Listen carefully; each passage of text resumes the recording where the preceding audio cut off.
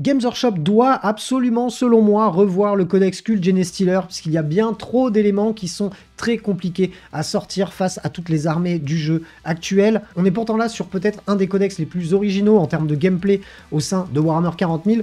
Par contre, il va falloir vraiment faire quelque chose de manière globale pour l'améliorer.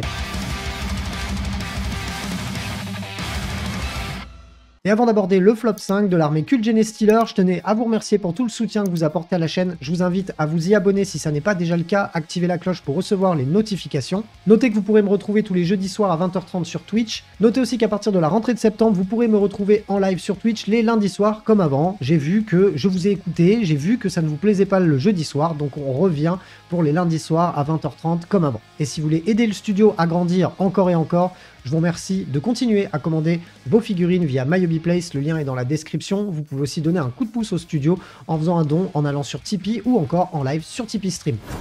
Et avant de commencer ce flop 5, sachez qu'évidemment, ça reste mon avis sur la question. J'ai décidé de pousser un petit peu plus mon analyse en parlant peut-être un petit peu plus en détail des divers détachements qui pourraient coller aux unités que je vais vous présenter.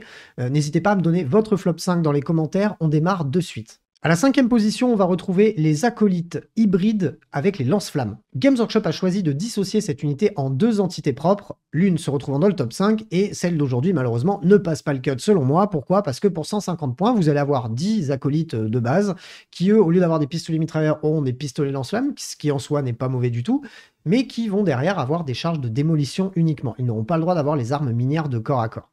La charge de démolition a énormément perdu en létalité, parce qu'en plus c'est une arme qui va toucher sur du 5+.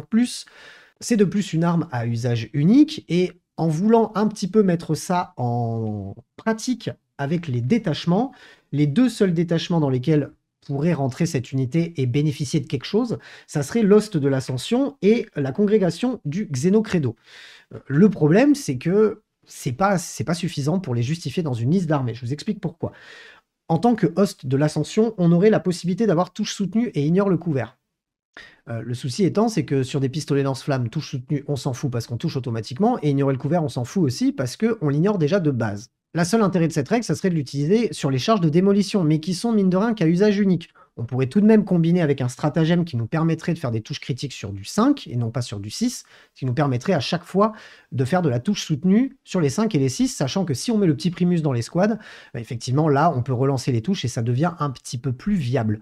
C'est la seule combo que j'ai réussi à trouver avec cette escouade. À la limite, on pourrait la comboter avec encore un autre stratagème qui leur permettrait de venir se placer à 3 pas en frappe en profondeur, mais ça commence à coûter 2 points de commandement, il faut qu'il y ait un primus dans l'unité, vous êtes sûr que l'unité derrière elle crève, mais à la limite, elle va quand même faire d'assez gros trous. Maintenant, est-ce que la combo ne coûterait pas trop cher pour ce que ça propose, sachant que bah, dans ce détachement-là, vous pouvez faire que ça avec cette unité-là. Et pour le deuxième détachement, malheureusement, ça marche pas de ouf, parce que de toute façon, il nous permet, en fait, lorsqu'on a un personnage dans notre unité, de pouvoir faire un advance et charge. Et avec cette unité-là, inutile de vous dire que vous en tapez complètement l'arrêt. Donc, du coup, il y a vraiment que ce premier détachement dans lequel je pourrais les justifier. Et encore, comme vous voyez, la combo, elle commence à être un peu chère quand on doit mettre le primus plus les figurines, ça fait du 230 points, quelque chose comme ça, plus 2 points de commandement, pour mourir derrière et pas revenir avec le personnage, parce que le personnage peut pas revivre, compliqué. On passe à la 4e position, je vais vous parler du Concasseur Goliath.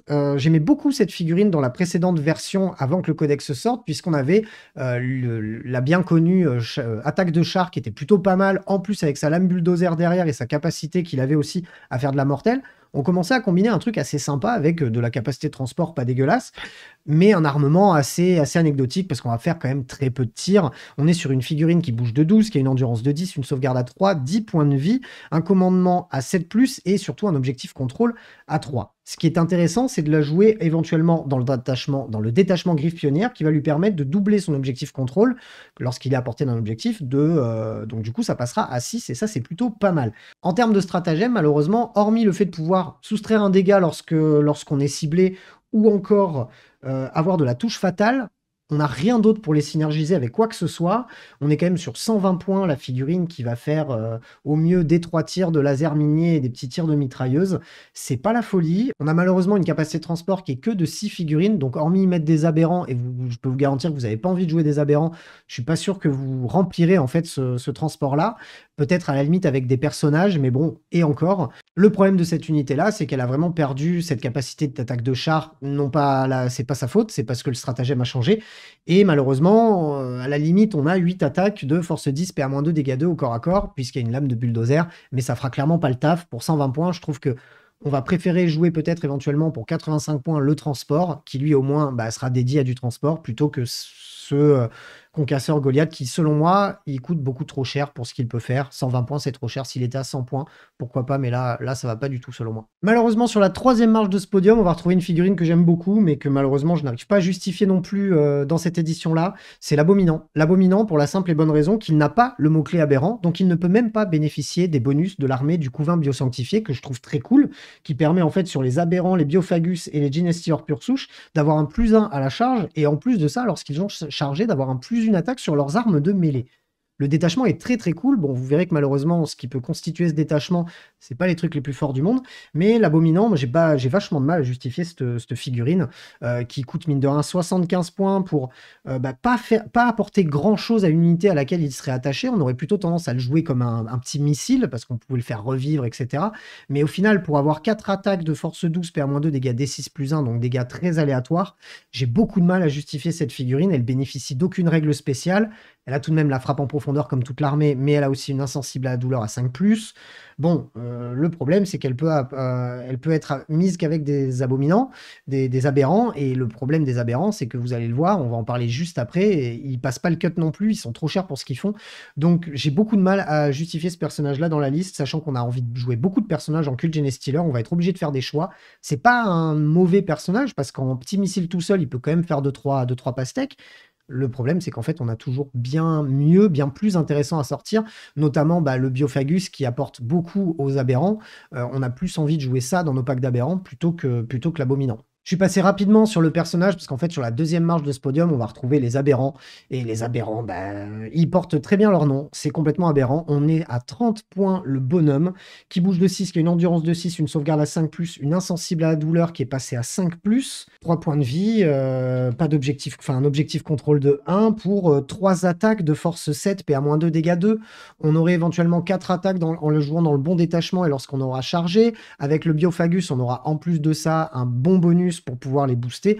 Le fait est, c'est que cette unité-là, elle coûte beaucoup trop cher pour ce qu'elle fait, pour le tanking qu'elle peut avoir, qu'elle pouvait avoir avant. C'était déjà un peu cher. Là, maintenant, elles sont beaucoup trop chères. Lorsqu'elles sont accompagnées d'un personnage, lorsqu'elles sont attaquées par une force de l'attaque supérieure ou à leur endurance, on va se soustraire 1 au jet de blessure. Ça donne une capacité de tanking en plus. Le problème, c'est que leur insensible à la douleur est passé à 5. Et là, maintenant, ça commence à voler très, très, très facilement. Et pour 30 points par bonhomme, c'est vraiment très, très, très compliqué à sortir. On est sur des packs à 300 points. Avec le Biophagus, on est sur des packs à 355 points.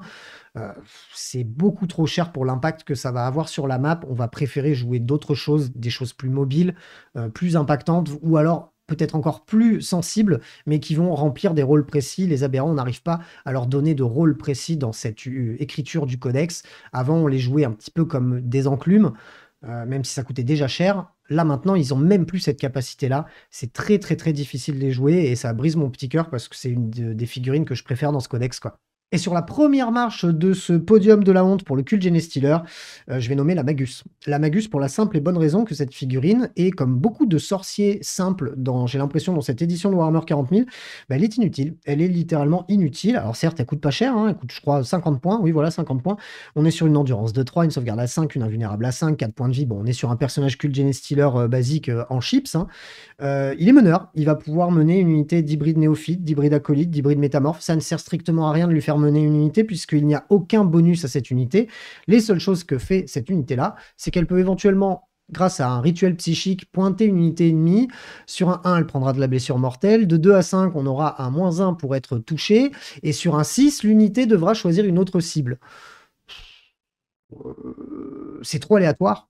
On a une autre capacité qui nous permet à 12 d'ignorer un test d'ébranlement raté, donc de dire qu'une unité n'est pas battle shocked. Effectivement, peut-être en fin de partie pour contrôler un objet, ça peut être un truc un peu décisif, mais ça va être très dur de garder cette figurine jusqu'à la fin de la partie.